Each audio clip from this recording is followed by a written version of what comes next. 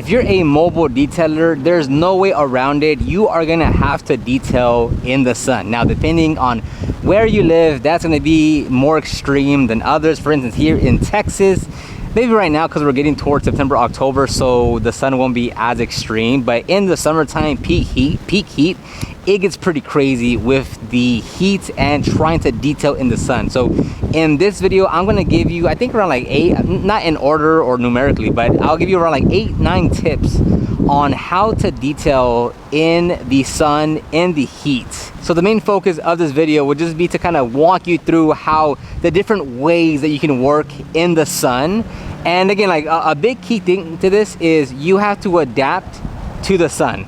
So with the tips that I give you, you have to adapt those to fit your specific scenario, because every mobile detailer, depending on the car, the service, the area, the temperature, the environment that you're working in, will kind of dictate what you can actually do. Okay, so let's say you get to the job site and it's early in the morning. Let's say it's 8 a.m., right? So the sun right now is coming out. It's not gonna be as bright because I have the ND filter on, but the sun is peeking out and it's hitting directly to us. So if you get to the job site at 8 a.m., let's say, you do have the odds in your favor that the car hasn't been sitting out for hours and hours in the sun.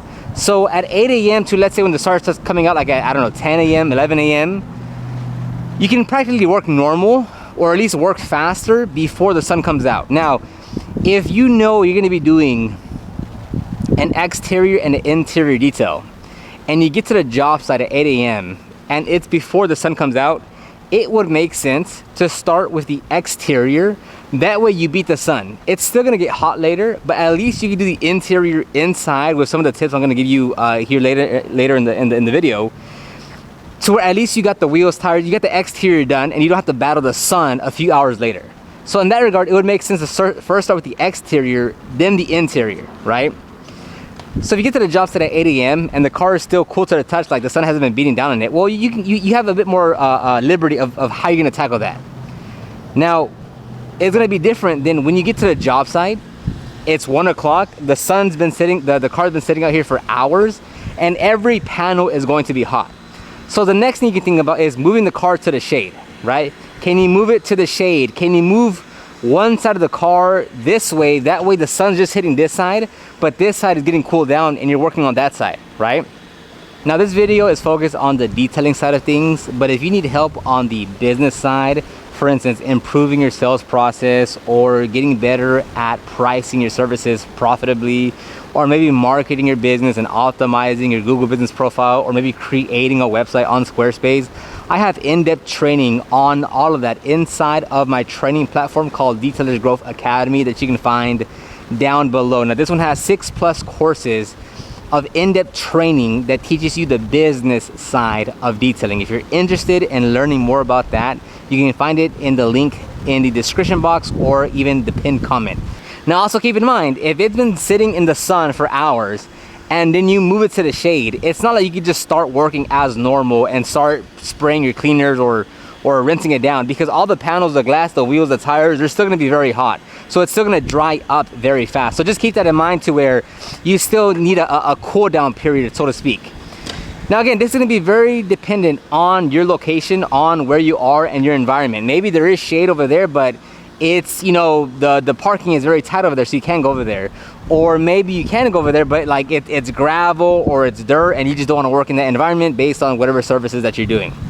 So another thing that you can do is you can grab a large drying towel, dampen it up. And again, this is very dependent on the services that you're offering, but you can dampen it up and maybe lay it over this panel as you're working on this panel. Let's say you're polishing paint or doing whatever it is you're doing.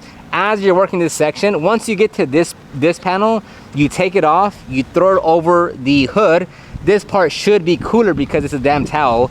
You work this section. Once you're done here, you move on to the next one.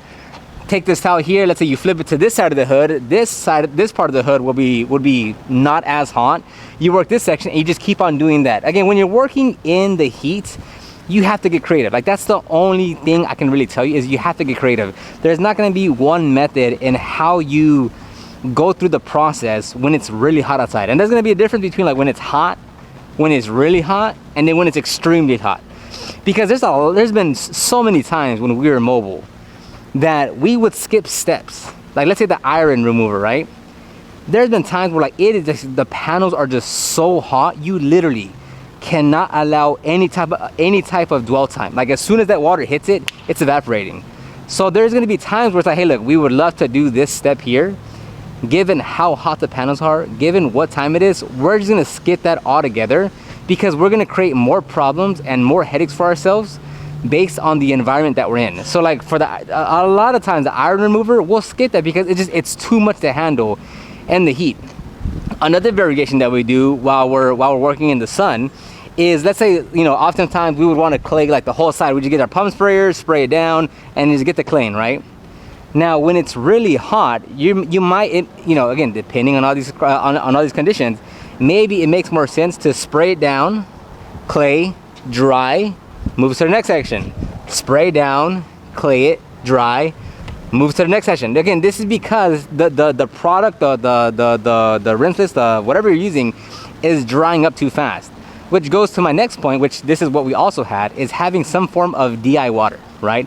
If you have a DI tank, a deionized water, well, now you're in a much better situation because now you don't have to worry about the water drying and forming water spots because your DI water has no minerals in there. It's clear, clean water. Now again, that comes with buying a DI tank or getting it filled somewhere, which means you also have to have a water tank, which means you also have a bigger vehicle or have the proper setup to have a water tank in there.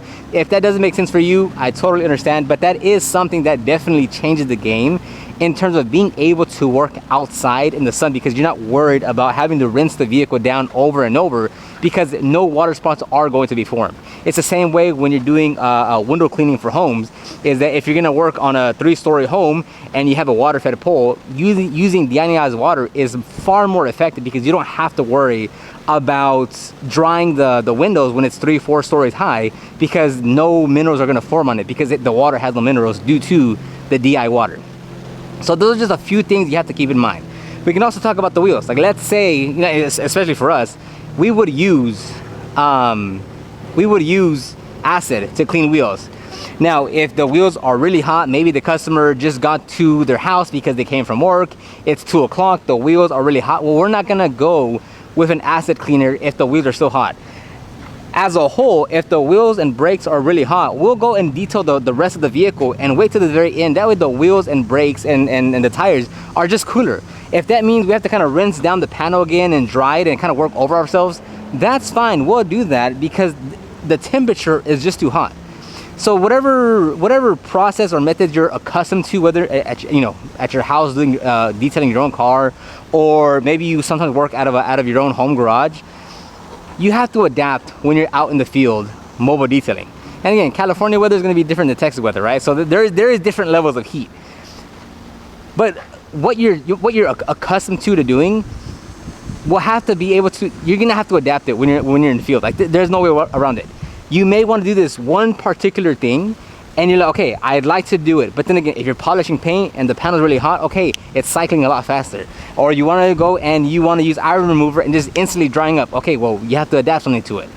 Now again, maybe that means moving the vehicle, maybe it's go to the shade, maybe it's put a damp towel over it, but you have to be able to adapt. And this means too that your detail will most likely, depending on what you're doing, take longer. Right? Because instead of just working as you would normally work and go through the same process as you normally would, you now have to say, hey, instead of me doing this whole section at once by spraying, claying, and drying, I now have to spray, clay, and dry. I have to spray, clay, and dry. I have to spray, clay, and dry. I have to spray, clay, and dry.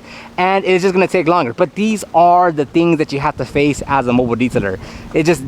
That's just simply the game that we're in when we're out detailing cars. Okay, so when it comes to the interior, it might be a little bit better just depending on what you can do, because for instance, you can turn on the vehicle and keep it running the entire time you're working and blast the AC, right? Now, you know, maybe you're in an area next to, maybe, I don't know, for a reason why you can't do that, right? Maybe the AC doesn't work and then, you know, not much you can do there. Or maybe it's simply like an old car, it's dead and you can't turn it on.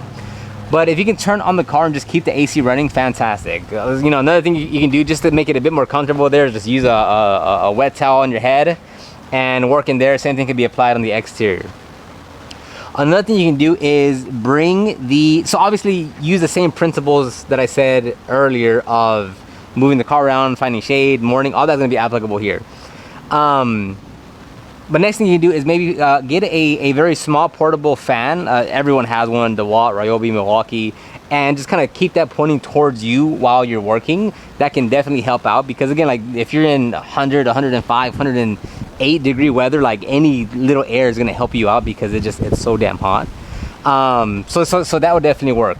Now on the panels, you have to apply the same thing. You know, if you're working on a cool surface in the morning, you can douse this whole panel, scrub it down, and then wipe it down. And then is that a cut right there? You can scrub it down and then wipe it down. If you have a blower, you can blow it out, and you're fine. Like you're not worried about things drying out on you or anything like that. Now, if this, like right now, the sun's right there, so technically it's kind of away from the heat, so to speak, right?